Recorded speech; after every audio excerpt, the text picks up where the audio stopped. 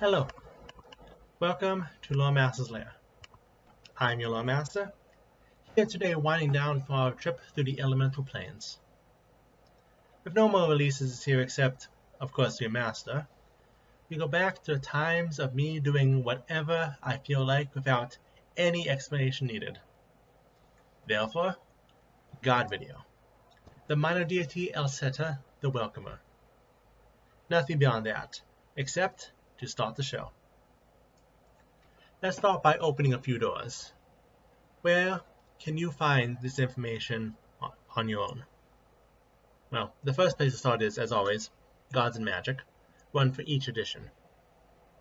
Alseta does not appear in any back matter. Many of the minor deities we've had expanded on who unfortunately hasn't. Her first full introduction was instead in Inner Sea Faiths. She makes brief appearances in Faiths of Balance, but her realm is clearly labeled in Plain Adventures. Finally, we have various side tangents that go, well, we'll call them interesting places. But those I will keep as a surprise. Alseta is deity of boundaries, dividing one way of life from another. Whether it be the inside of a city from the outside, the day before to the celebration next, or even the bounds of life and death, Alseta keeps her vigil. However, the Welcomer's main duty is not to keep people out, but to invite those who are ready in. After all bounds need to be crossed one day. She just ensures that the people take the proper door. Alseta takes the appearance of a human woman, gray in both clothes and hair. Upon the back of her head is a mask bearing a smile. However, it is not simply robes which mark her, but her attitude and presence. Her words can reach deep into a person's very being, each one with its weight perfectly measured. She is also known to treat all, from the greatest of deities to the lowliest peasant, with the same level of respect. While taking on the appearance of a human, one of her greatest faiths are found among the elves. This is due to a connection to the Ayudars. Many elf gates are dedicated to her, including the famed ring of 6 pearls known as Alseta's ring. Of course, she is not simply limited to Golarion and Castrovel. There are gates connecting all planets in the system, except one, and there are also paths between planes, all which the Welcomer readily watches and readily welcomes guests through. She also is worshipped for the turning of the seasons, the marking of a birthday, and, along with Pharasma, the birth of a child. Now, we get to today's first side tangent, which will be interesting this time around. Having talked about traveling to different places recently, I decided to have all 4 of today's side tangents be on famous portals of Golarion. And one of the most famed is, of course, the Doorway of the Red Star. Found in the Margin Expanse north of Lake Okata. Originally sent to this planet by the contemplatives of the Soak, the gate was meant for them to share their enlightenment with those upon the planet of Golarion. However, the Ring of Red Stones can also be used to walk back to the contemplative side of the gate. It has also been a favorite place for cult leaders to take over, from the Throat of Nothingness to the King of Biting Ants. However, since Old Man Jatambe's cleared it out, it has been guarded by the Zen tribes of the area, ensuring no one can siphon power from it again, and keeping that door to Architon mostly closed. Followers of Alseta often take after the civil aspect of the deity, becoming negotiators, diplomats, seneschals, and hosts? Do I see hosts on this list? Well, there is only one job called host that I know, and I do not think that thing is quite like the others.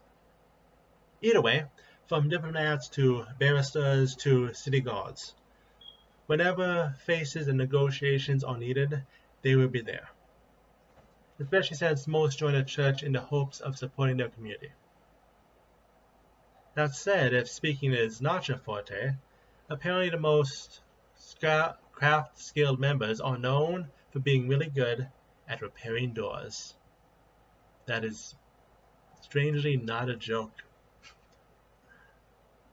Unlike most lawful deities, Alseta's faith does not thrive on hierarchy, though this is partially because of the smaller sizes her faith tends to have in one spot.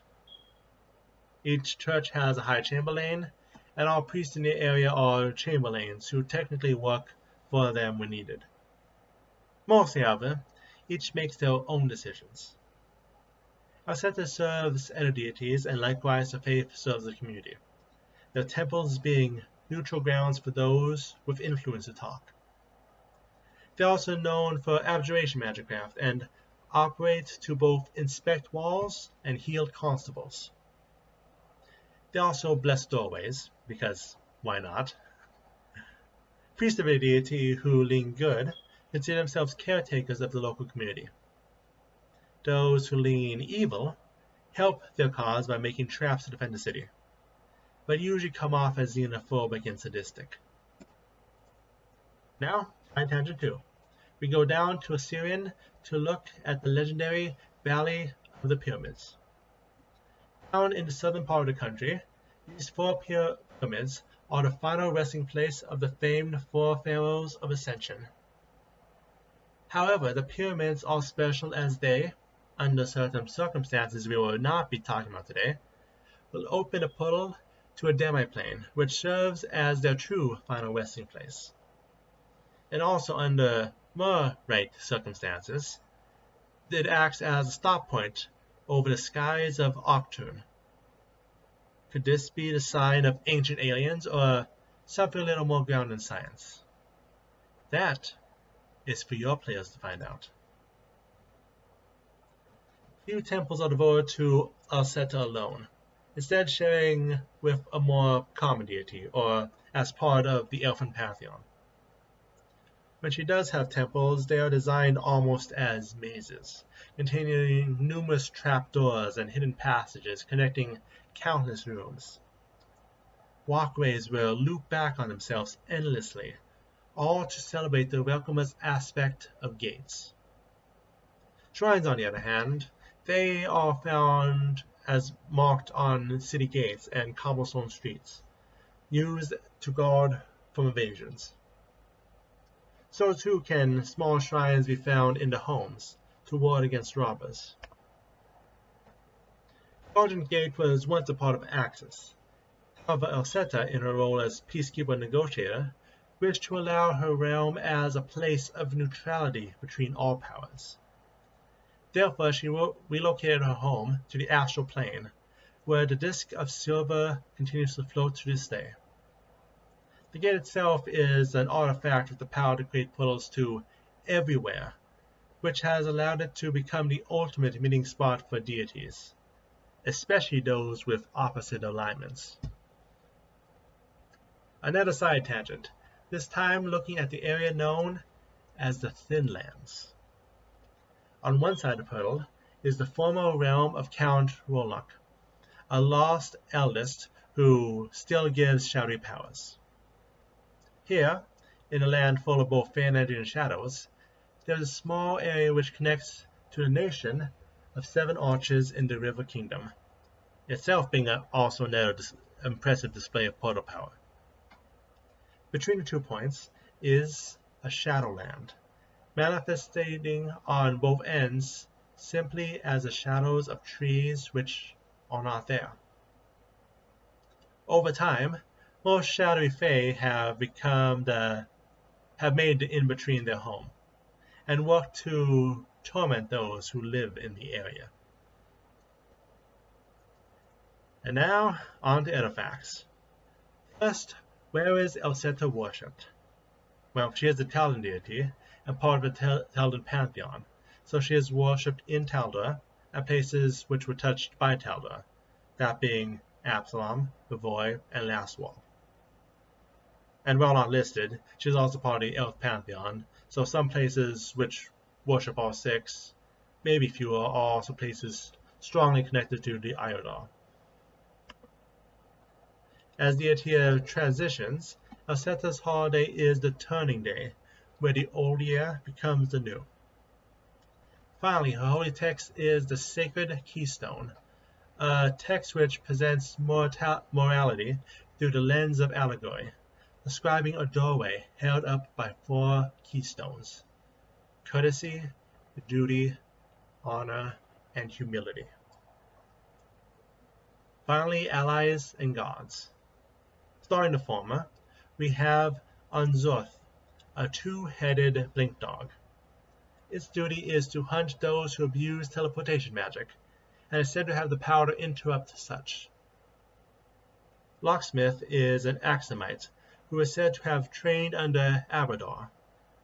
Now under Alseta, his duty is to secure all her gates and doors with locks of unparalleled complexity, especially those few doors which need to remain closed. Her herald is the Welcoming Face, a creature which appears as a copper mask and a silver mask lashed together, back to back. It appears to give wisdom to those who debate opening and secure doors or doing dangerous transitions. As for deities, Alseta serves them, acting as host and arbiter when they gather. Her faith is closest with Pharasma to the point of rumors Alseta was once a psychopomp who rose to full godhood. It's probably the mask. She also gets along well with Abrador. Considering her position, she also has cordial relationships with evil and chaotic deities, the only true enemies being Loremaster and Rovagug. Neither chaotic evil Stuket after all. And one last side tangent. But this portal needs a special guest to talk about it, which means... Hello. I'm the Laughing Salesman, here to bring you information on another item, fresh off my cart. But before that, what are spheres of annihilation? These globes of dark energy are items which can, without equal, eat everyone up. No raised dead, resurrection, or even reincarnation can bring the consumed back to life. Someone bound to it is able to move it around, giving them an unblockable weapon requiring only the use of thought.